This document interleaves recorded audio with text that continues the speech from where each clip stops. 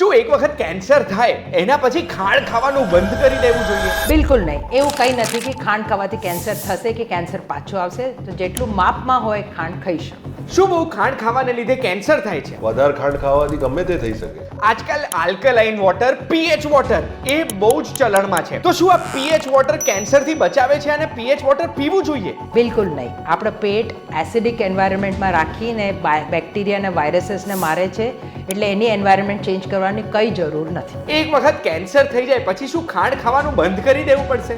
ના તો શું ખાશો? હવે મેં એટલું સાંભળ્યું છે કે કોઈ પણ કેન્સર ડેવલપ થતા 20 થી 25 વર્ષ તો થાય જ છે. તો પછી બાળકોને કેન્સર કેમ થાય છે? ઘણા બાળકોને જેનેટિક ઇશ્યુઝ હોય છે, જેના લીધે ડીએનએ ડેમેજ થાય છે અને એને લીધે કેન્સર થાય. એમાં ટાઈમ પિરિયડનું કશું લેવા દેવું નથી. મને તો યાર બધું થોડું ક્રિસ્પી બળેલું હોય ને એ વધારે ભાવે. તો આવી બળેલી વસ્તુઓ ખાવાને લીધે શું કેન્સર થઈ શકે? થઈ પણ શકે. જેનેટિક ઇશ્યુઝ એટલે માતા પિતાની ભૂલ કે એમની આદતોના લીધે જ થયું હશે ને બાળકોને કેન્સર?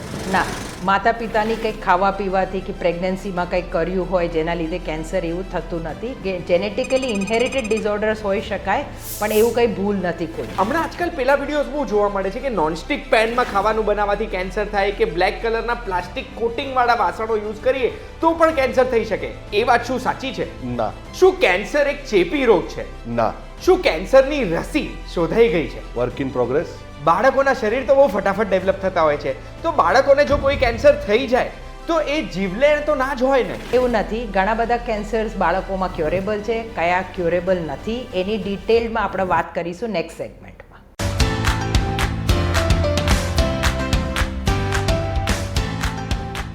દર વર્ષે 4 ફેબ્રુઆરી કેન્સર અવેરનેસ ડે તરીકે સેલિબ્રેટ કરવામાં આવે છે. આ કેન્સર અવેરનેસ ડે સેલિબ્રેટ કેમ કરવાનો? તો એનો હેતુ એક જ છે કે લોકોમાં કેન્સરની માહિતી પહોંચે, અને માહિતી જેટલી હશે એટલો ભય ઓછો હશે. લક્ષણો શું છે, ટ્રીટમેન્ટ શું છે, અને કઈ કઈ અલગ અલગ ટાઈપના કેન્સર હોય છે, કેમ કેન્સર થાય છે, આ બધી માહિતી અગર તમને જોઈતી હોય તો આ વિડીયો એન્ડ સુધી જોજો. આજે આપણે બે બહુ જ ઇમ્પોર્ટન્ટ વસ્તુની વાત કરવાના છે. એના માટે આપણી સાથે બે બહુ જ સ્પેશિયલ ડોક્ટર્સ જોડાયા છે. સૌથી પહેલા છે doctor Abhishek Kakru. Thank you so much sir, તમે અમને સમય આપ્યો છે. Thank you very much. સરનું હું ટૂંકમાં ઇન્ટ્રોડક્શન આપું તો સર એક મેડિકલ ઓન્કોલોજીસ્ટ છે HOC વેદાંતા હોસ્પિટલમાં, જે કેન્સર માટે ખૂબ જ પ્રખ્યાત છે.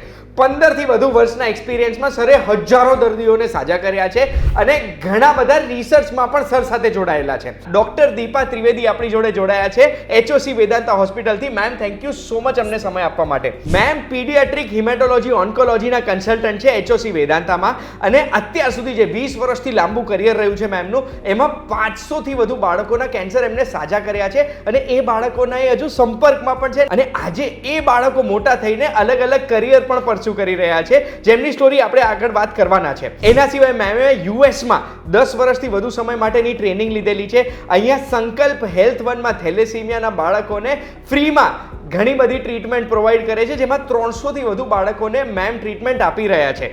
બીજું એમના કરિયરમાં મેમે બહુ જ બધું કર્યું છે, પણ એની વાત કરીશું તો આપણો ટોપિક રહી જશે. હવે સરને સૌથી પહેલા હું કેન્સરના પ્રશ્ન પૂછવા માંગુ છું. તો સર, મારે એ જાણવું છે કે આ કેન્સર છે શું?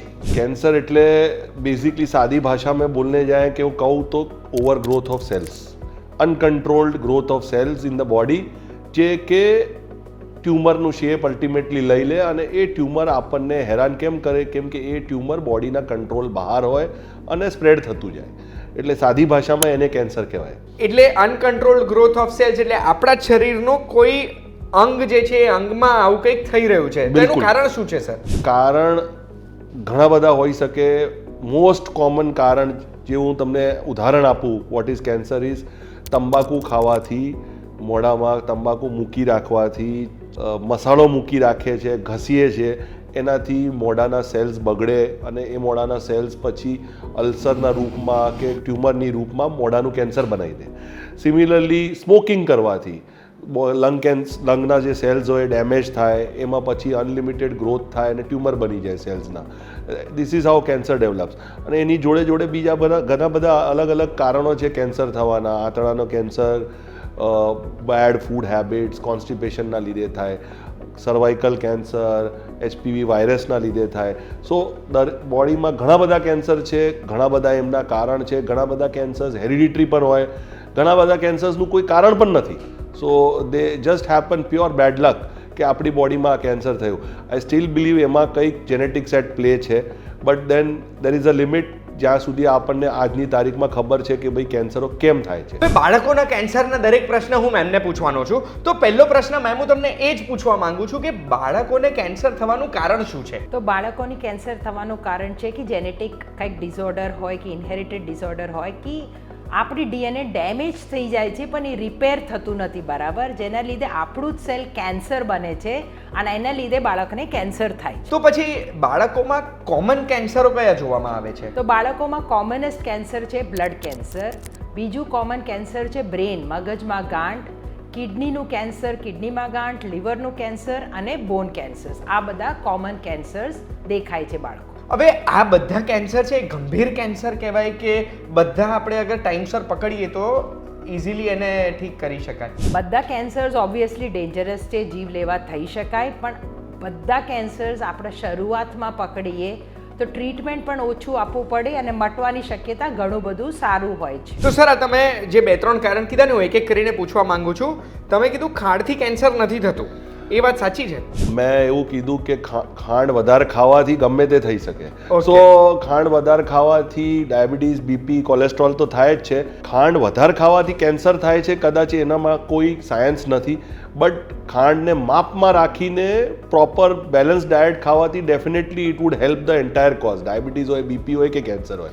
સો my suggestion would be rather than getting panicked about ખાંડ વધારે ખાવાથી કેન્સર થાય છે, the focus should be on ખાંડ એની પ્રોપર બેલેન્સમાં જાય કે કેન્સર નહીં કોઈ પણ બીમારી ના થાય. પછી આ ખાંડનો જ બીજો પ્રશ્ન પૂછવા માંગુ છું કે કેમ ઘણા લોકો કેન્સર થાય એના પછી ખાંડ ખાવાનું છોડી દે છે? હવે એ એક ધારણા થઈ ગઈ છે કે વધારે ખાંડ ખાવાથી કેન્સર થાય છે.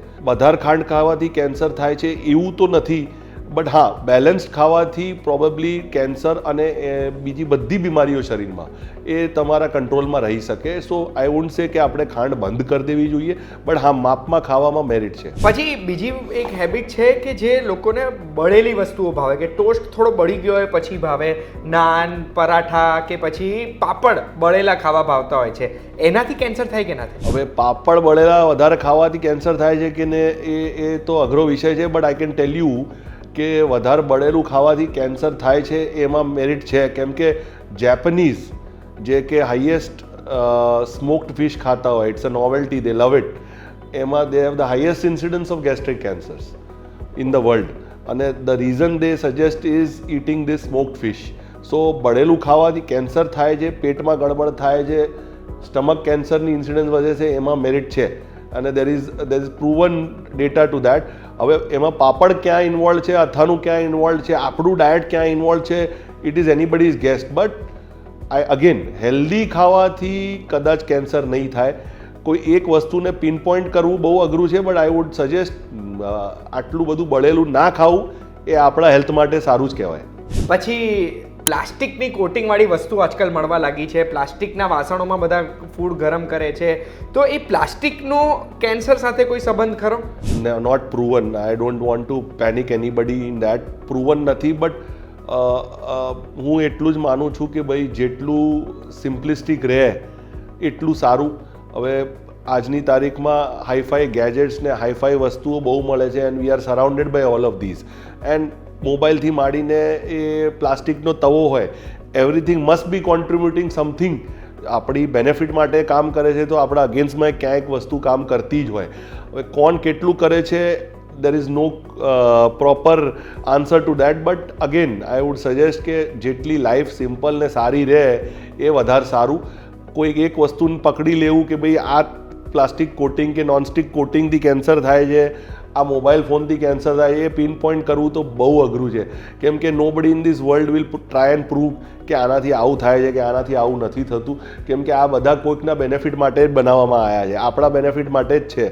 એટલે બેઝિક વસ્તુ એ જ રહેશે કે વી કીપ અવર lives as simple as possible. આ ગેજેટ્સ જેટલા ઓછા વાપરી શકે, ચાહે નોનસ્ટિકનું પેન હોય કે ચાહે મોબાઈલ હોય, it is better for us. હવે ફૂડનું મારા પ્રશ્નો થઈ ગયા. મને એનાથી એક વસ્તુ ખબર પડી કે પહેલાં જે બધું થતું હતું ફૂડ હેબિટ્સ ને વાત કરીએ તો એ આપણે કન્ટિન્યુ કરવું જોઈએ તો એ આપણા માટે સૌથી હેલ્ધી છે. આઈ થિંક હું હમણાં જ વાત કરતો હતો કે ભાઈ આઈ સ્ટીલ બિલીવ આપણા ગ્રેટ ફાધર્સ ને ગ્રેન્ડ ફાધર્સ વધારે જીવતા હતા, લાંબા જીવતા હતા, સારું જીવતા હતા. અને ધ રીઝન બિંગ એમ લોકોની લાઈફસ્ટાઈલ, એ લોકોનું ફૂડ, એ લોકોનું રહેન સહન બેઝિક હતું. બેઝિક એટલે સિમ્પલ હતું. એમાં કોઈ ગેજેટ્સ, નોનસ્ટિક્સ, મોબાઈલ્સ કોઈ જગ્યા નહોતી. અને they personally feel that is why they use to live longer. અને ઘરનું ખાતા હતા, સાદું ખાતા હતા, આપણા કરતાં 10 ટાઈમ્સ વધારે ખાતા હતા. એ લોકો ઘણા બધા હજુ મને પેશન્ટો મળે એ 90 વર્ષના દાદા હોય, 10 રોટલીઓ ખાતા હોય. આપણે બેમાં થાકી જઈએ છીએ. But they lived longer because it was a simple અને અનકોમ્પ્લિકેટેડ ડાયટ.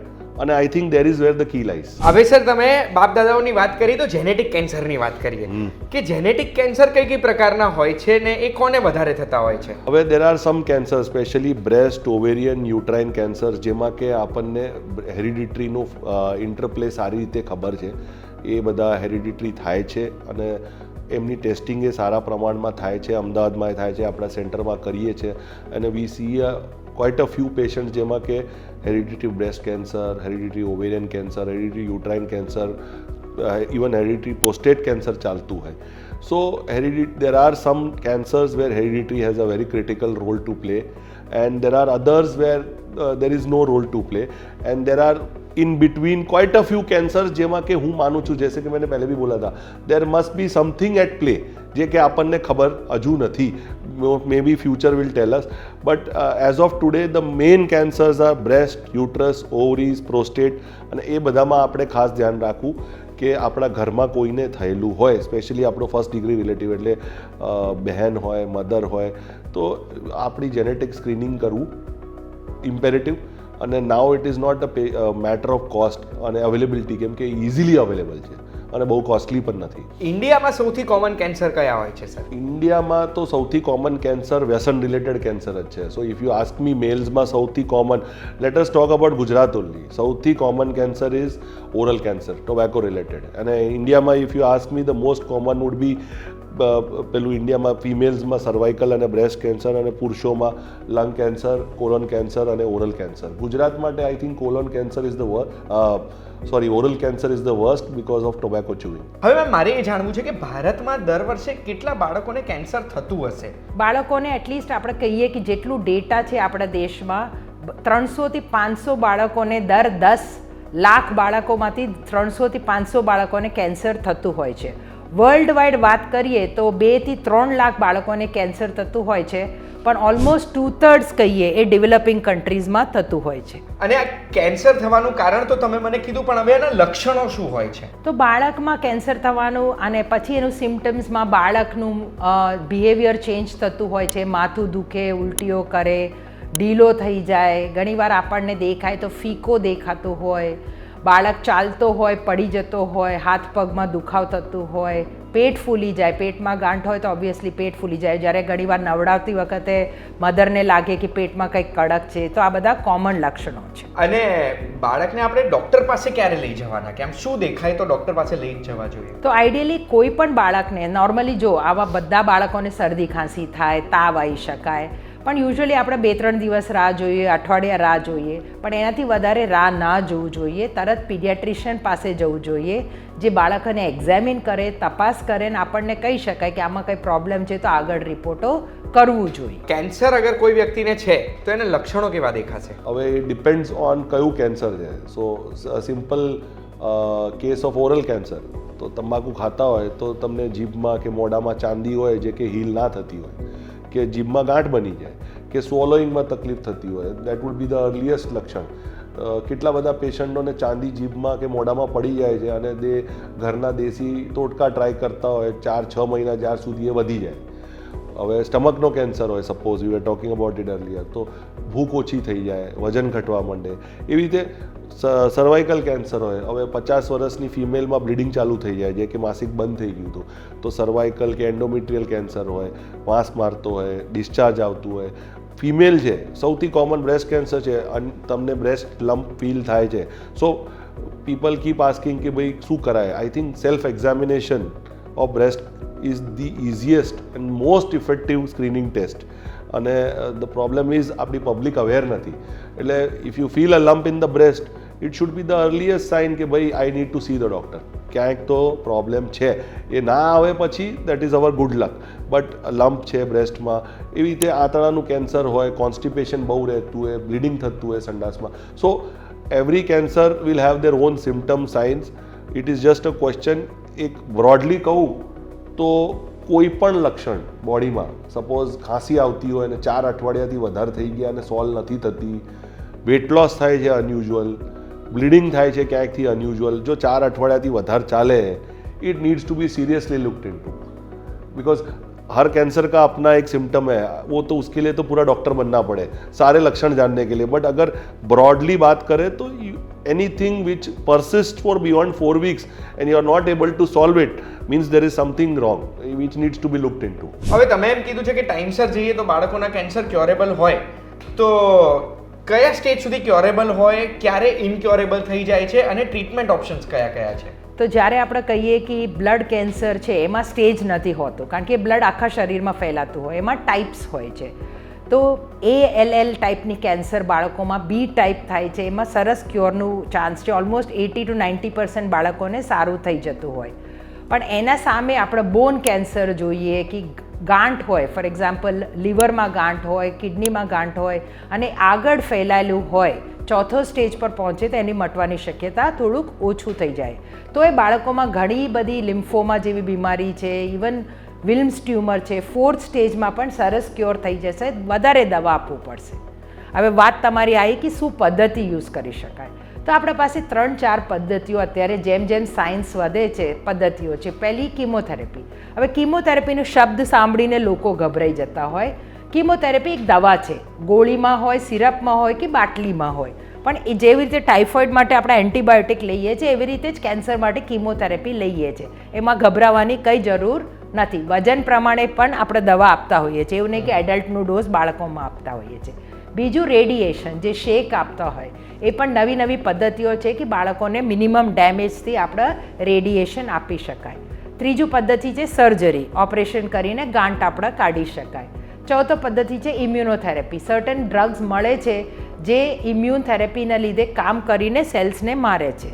અને હવે લેટેસ્ટ થેરેપીઝ છે બોન મેરો ટ્રાન્સપ્લાન્ટ અને CAR T થેરેપી, જેમાં T સેલ્સને આપણે ઓટોમેટ કરીએ કે જઈને શરીરમાં એ સેલ્સને મારી શકે. હવે તમે આ બોન મેરો ટ્રાન્સપ્લાન્ટની વાત કરી તો હમણાં લેટેસ્ટ એક ટ્રેન્ડ જોવામાં આવ્યો છે, જે કોર્ડ બ્લડ હોય, માતાના નાડીનું જે બ્લડ છે, નાડીનું બ્લડ બધા સાચવતા હોય છે, તો એ એમાં કામ લાગી શકે? યુઝ્યુઅલી પોતાનું નાડી પોતામાં યુઝ નથી કરતા, જેને ઓટોલોગસ બોન મેરો ટ્રાન્સપ્લાન્ટ કહીએ, કારણ કે આપણે જેમ વાત કરી હતી જેનેટિક ડેમેજ અને જેનેટિક ઇશ્યુઝના, તો યુઝ્યુઅલી આપણે બીજા કોઈનું બોન મેરો આપણે ડેમેજડ હોય તો લેતા હોઈએ છીએ. એટલે પોતાનું કોર્ડ બ્લડ સેલ સેવ કરવાનું બહુ કંઈક સાયન્સ અત્યારે યુઝફુલ નથી. એટલે કદાચ આવનારા સમયમાં એ યુઝફુલ કદાચ થશે, પણ અત્યારે એવું રેકમેન્ડેડ નથી.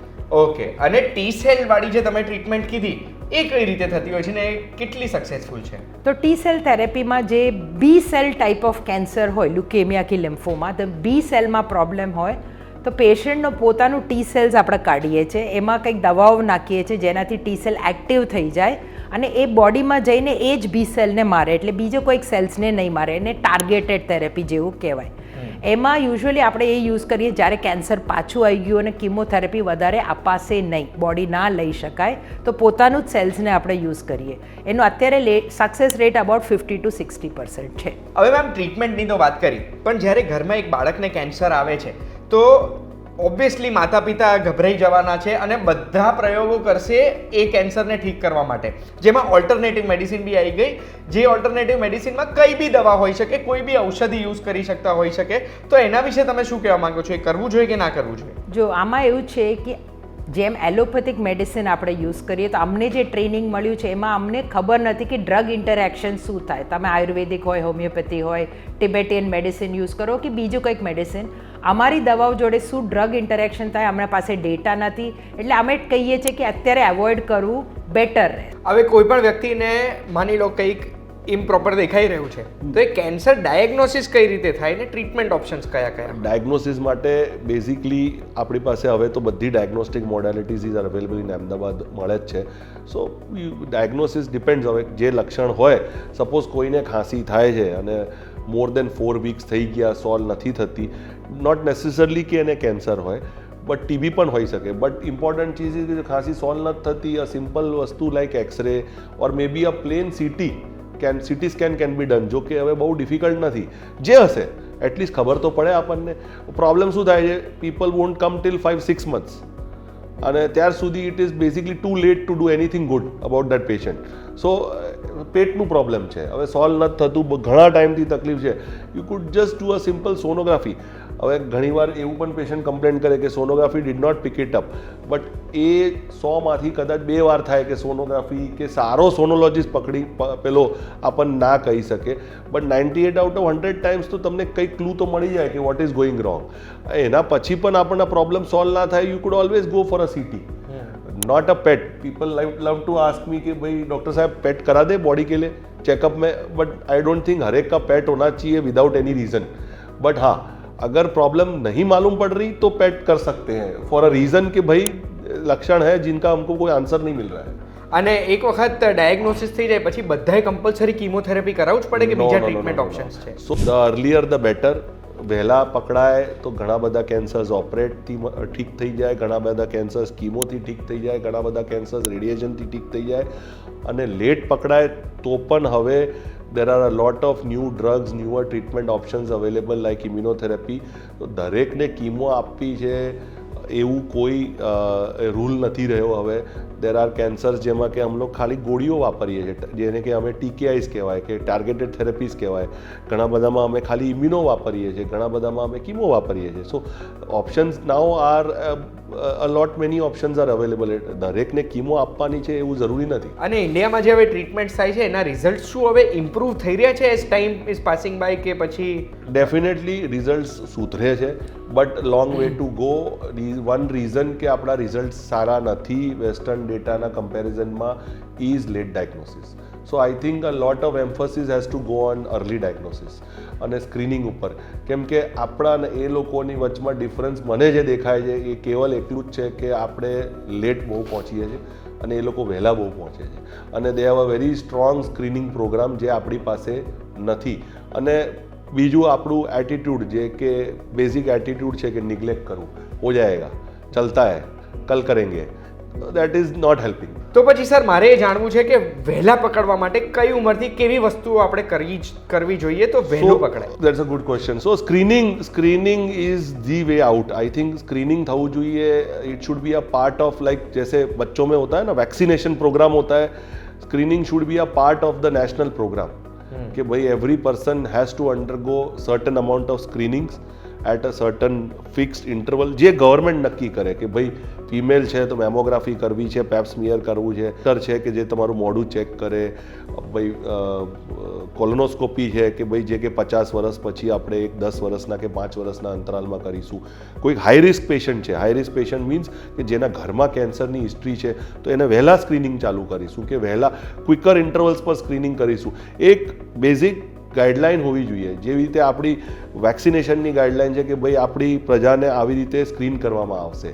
અને that will not only help cancer, probably it will help a lot of diseases beyond cancer in our country.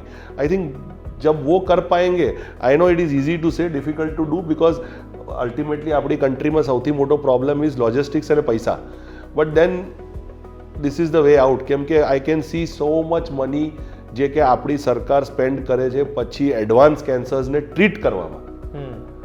એમાંથી આપણે થોડુંક પણ જો માસ સ્ક્રીનિંગને એમાં વાપરીએ ને તો I think we will gain much more by not treating patients in the late stage. એટલે 40, 45, 50ની ઉંમર થાય પછી કેન્સરની સ્ક્રીનિંગ અલગ અલગ કરવી જ જોઈએ, બોડી સ્ક્રીનિંગ કરવી જ જોઈએ. Breast cancer, cervical cancer, colon cancer, oral cancer, even lung કેન્સરની હવે સ્ક્રીનિંગ થાય છે જે હેવી સ્મોકર્સ હોય છે.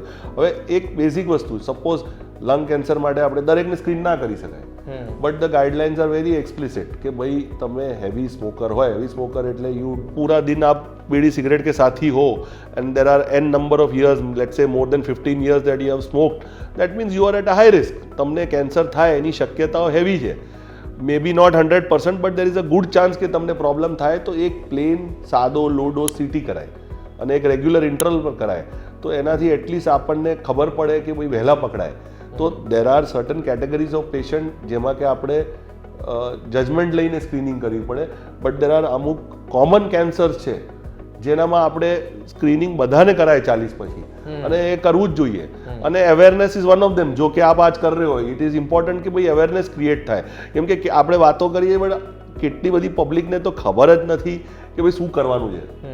એટલે બસ આજથી અગર આ વિડીયો તમે જોયો છે તો તમારે એટલું ધ્યાન રાખવાનું કે એક ઉંમર પછી સ્ક્રીનિંગ કરશો, વહેલું પકડાશે તો કેન્સર ઠીક થઈ જશે, સાજું થઈ જવાશે અને બહુ સ્ટ્રેસ નહીં આવે.